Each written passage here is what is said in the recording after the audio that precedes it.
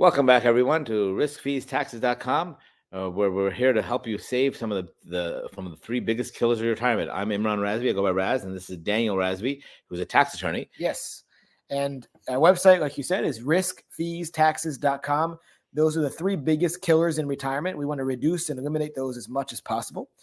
And so I want to talk about risk today and focus a little bit in on that volatility buffer that we talked about a number of times on the program.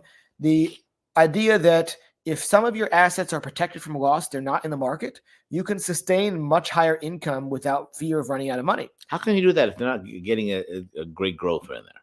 Well, it's because the reason that you can take a higher or lower income depends predominantly on how much you lose or don't lose during your time. Not how much you gain, but how much you lose. It's something to do with what? Sequence of returns? Sequence of returns risk, yes. So the risk that when you retire, the first few years will be bad years. You know there will be good and bad years during your lifetime. There always are in the stock market. You got ups and downs. But if the downs come early on in retirement, that is going to wipe you out and you won't be able to sustain a good income. So the volatility buffer is a concept that says you should have a large portion of your assets that are not in the market. They're contractual.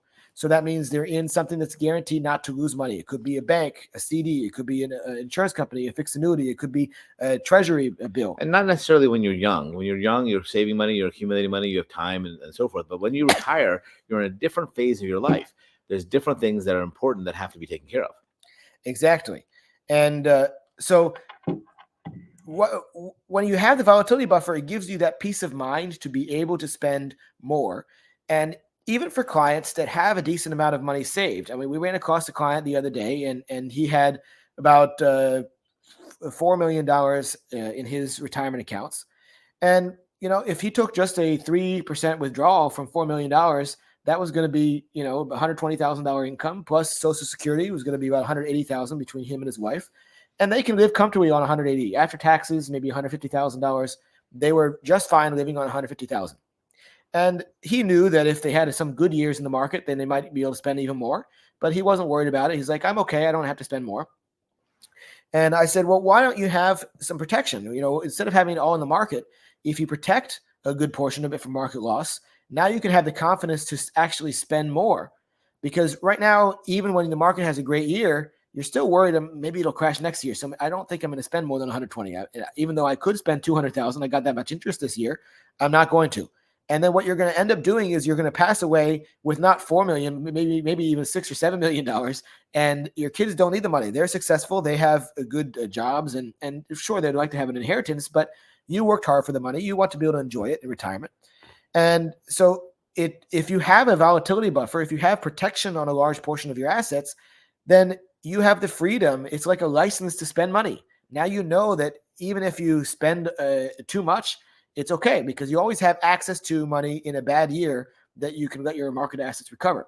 Or if conversely, if you want to go through the pension route and he wants to get a pension, maybe you can set aside $1 million of his money into a guaranteed pension that gives him $60,000 or $70,000 a year in income. Then so we're all about creating more cash flow in retirement. And even if you don't need the more cash flow, we had a client recently that they say, yeah, you know, $150,000 is enough. That's all I need. But we were able to show them $300,000 of income that's sustainable, that they can't ever run out of money.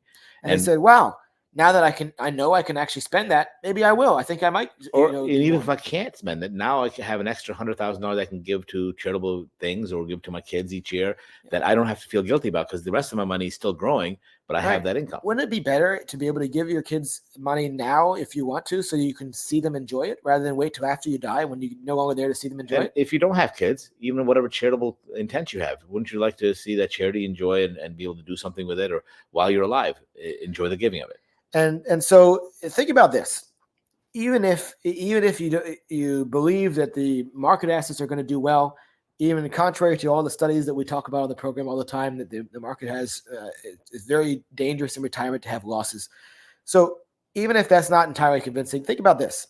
Think about near your house. What is the closest big bridge across like a big river or lake? You know, some major scariest bridge you have. Yep.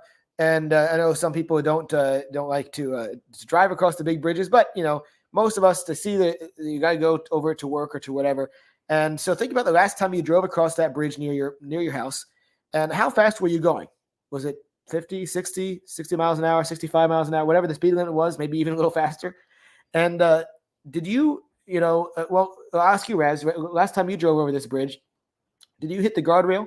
Nope, they didn't even come close. You didn't come close to, in fact, have you ever hit a guardrail on the bridge when you drove across it? Nope, never hit it. So you didn't hit the guardrail and you're driving 60, 65 miles an hour. So, okay, that's great. So tonight, since you obviously you don't need the guardrail, you never hit it. So tonight I'm going to take a construction crew. We're going to go to that bridge. We're going to take down those guardrails. And now there's nothing on the sides of that bridge. It's just a flat piece of road across the river. Now, Raz, tomorrow you got to go drive across the bridge. How fast are you going tomorrow? A lot slower. You're going to be crawling along this bridge, right? Maybe 20 miles an hour if you're lucky. Maybe 5, right? Why is that? Why are you suddenly afraid of running off the edge? Did you ever hit the guardrail before? Never came close to it. So what did the guardrail do? Did it actually protect you? I mean, yeah, there are some people that have a bad accident, they do hit it, and it does save the life, right? So there is that, and that may happen. You might realize there is a potential chance of something catastrophic happening, and then you would have been happy to have a guardrail. Right. But for most people, they never do hit those guardrails. So what does the guardrail provide for you if you don't really need it? It provides the confidence to go faster, right? You believe that you're safer, and because you're safer, you drive a lot faster. Whether or not you would have hit it in the first place, you now have the confidence. And so when we put together a client plan and give them protection from market loss, and we do this time and time again, we see our clients, they're so afraid of what if, even if you don't realize that you're afraid, you have that fear that's subconscious. And I talked to a lady just a couple of days ago. She said, yeah, I mean, and she was even an investment advisor. She came to us because she said, I know all this about the stocks and doing well in the stock market, but I don't understand taxes. And also I have a weak spot in that I believe so much in the market because I have all my clients in the market that I don't think too much about protection. And I said, why do you have your money in the market? She said, well, I don't know. And she couldn't answer. She was an investment advisor. She couldn't answer, why do you have the money in the market?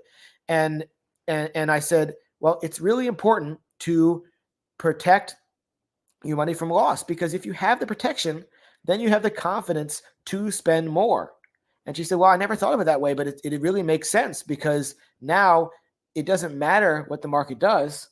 And I don't have that lingering fear in the back of my mind. I know I'm ready to retire. I'm an advisor. I can do the calculations. I got enough money to retire, but I'm not retired yet. And I still have this thought, well, what if? Even though I know, and I do good work for my clients make money, and she's a great advisor. But you can't control the market. The market happens. Exactly. So if you're not pulling all your money, and she's not even going to pull all of her money out of the market. I mean, she's an advisor. She likes the stock market. But she's going to have a good portion protected so that it gives her confidence to spend more and never run out of money. And that's the peace of mind that we provide for our clients. So go to riskfeestaxes.com. Again, that's riskfeestaxes.com. You can schedule a meeting and learn how to get more peace of mind in your retirement. We don't want you to be stressed. We want you to retire with confidence. Exactly. You know what you're going to get and not have the fear of uncertainties. And we have a lot of our clients that suffer from this mental disease called pathological saver, and before they become our clients, and we help them overcome that. So what does that mean? What does a pathological saver mean? That means they've been saving all their life, which is a good thing. That's why they're in a position they are now. They have several $1 million saved up, but now it's a different phase in their life. They're no longer supposed to be savers. They're supposed to be spenders, because now that's what's supposed to sustain them through retirement. But many of them have that hard time transitioning from a pathological saver to using that money for their own benefit. I have a client that I talked to a few months ago, and we had helped him get set up with, he had plenty of income from pension and Social Security. He didn't really need this IRA, but it was like $2 million sitting there in the IRA, and it was in the market, and he was butting his nails every day, watching it go up and down and up and down and up and down. He was never spending it. And I said, what are you going to do with this money? Well, I mean, my kids will get it eventually, maybe. I don't know, but it just freaks me out. Well, why are you freaked out about it? You don't need the money, but it's just going up and down. So I said, okay, let's protect you from loss. We protect you from loss. He's getting, well, how much interest am I going to get? What, now all of a sudden you're concerned about interest? You were concerned about risk before. I don't really care what interest you get. You can get zero, but you're not losing money. That's the most important thing. Now, I say that to be funny. I do kind of care, what We kind of want you to interest grow your get, money. right? But the most important thing is don't lose it. And now he has the confidence.